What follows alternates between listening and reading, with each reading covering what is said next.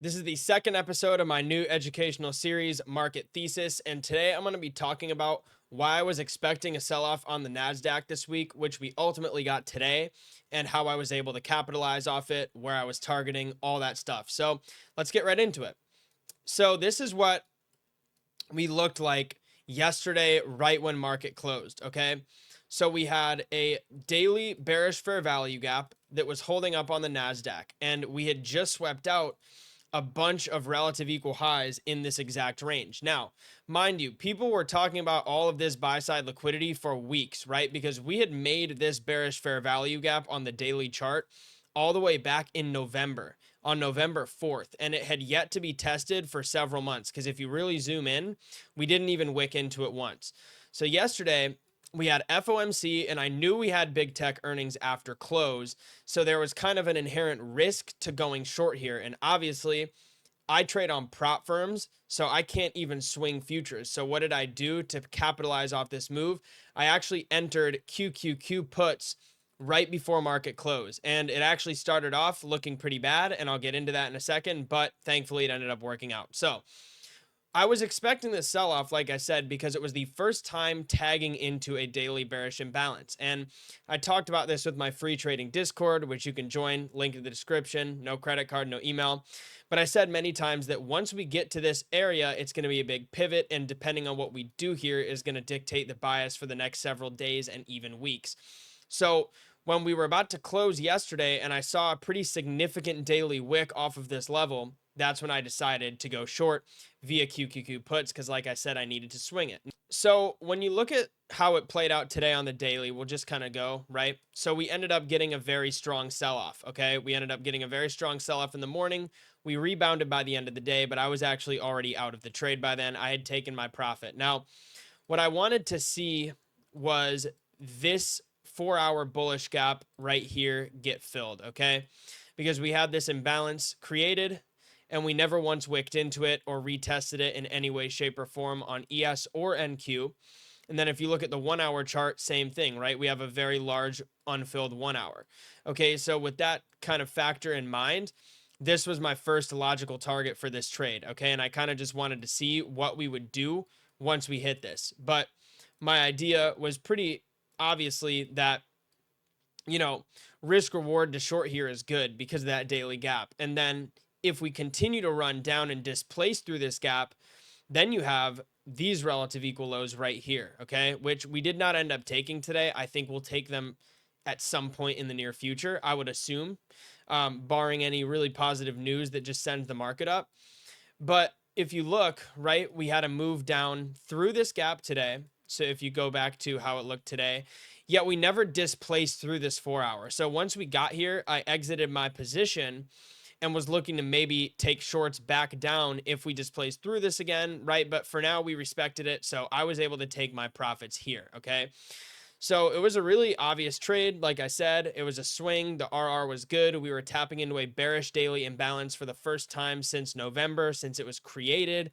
And we had an obvious draw here, unfilled, bullish 4-hour. And if you even look like on the hourly time frame, there was just a decent series of trend line lows here that all served as liquidity as well.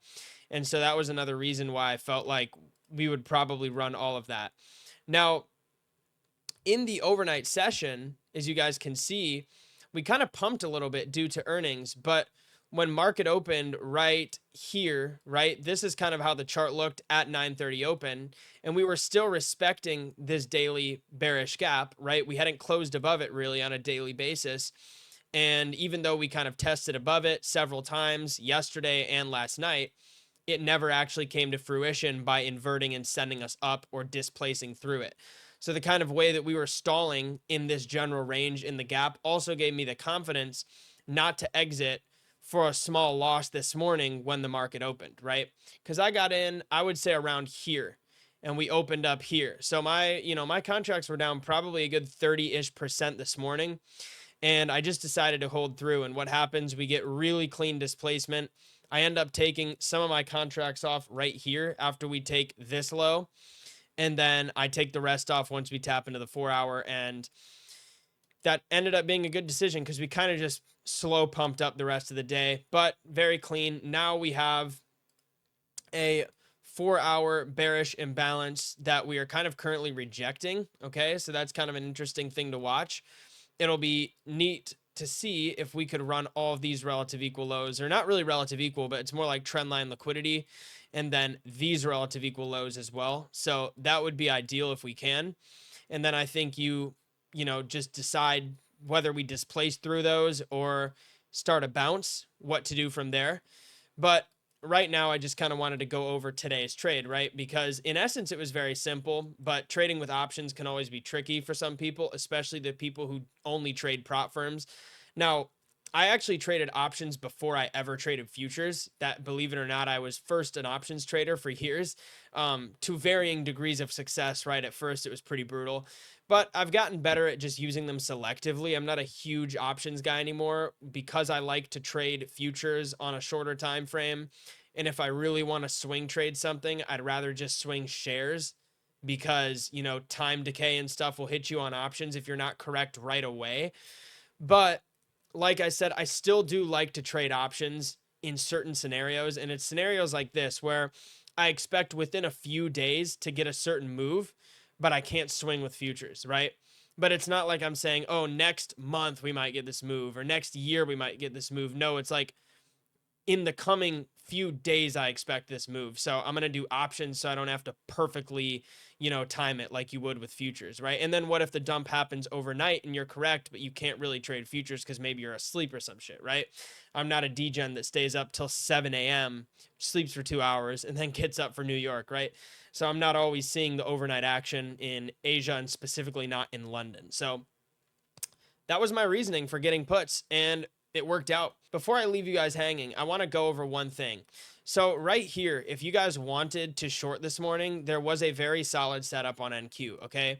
So I would say that this low was a pretty obvious draw on liquidity because this was actually a wick made after Meta and Microsoft announced their earnings. So you can technically count this as a data wick. And right here, we actually have a very, very nice internal manipulation up into this 5-minute bearish gap, and we start to displace away from it. Okay, not only that, but if you look at ES, and I think ES was the better setup, and we'll just go to ES right here. I was about to end the video and then I realized I should probably talk about this.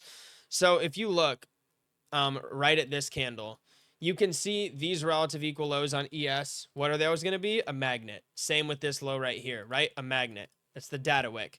So on ES, what you could have done and I didn't try to do this, by the way, because I was already in options. That was my trade for the day. I did not trade firms today. But so if you see right here, we have a obvious bearish 15-minute gap, okay? And then if you go to the lower time frame, like the 30-second, you can see we have this Judas swing at 9:30 right off open. We take out a ton of this internal range liquidity right here. We also create a bullish gap on the way up and we invert it. Okay. So right here on this candle could have been an entry.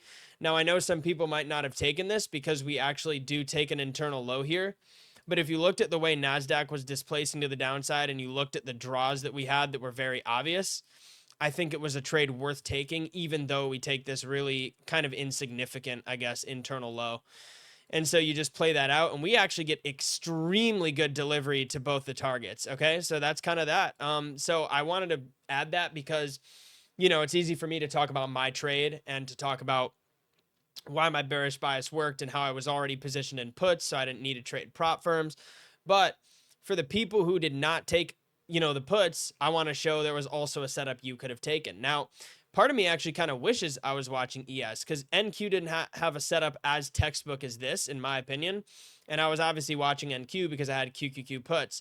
Now, if I was also watching ES very closely at the time, I probably would have also tried to stab a short on this on my Top Step fundeds, right? I probably would have, but I didn't. It is what it is. Still made good money today, and hopefully you guys gained good knowledge, right? Hopefully this helped you guys out. So I appreciate you all for watching. Like I said, link in the description for my free trading Discord, completely free. No credit card, no email. I go live in there.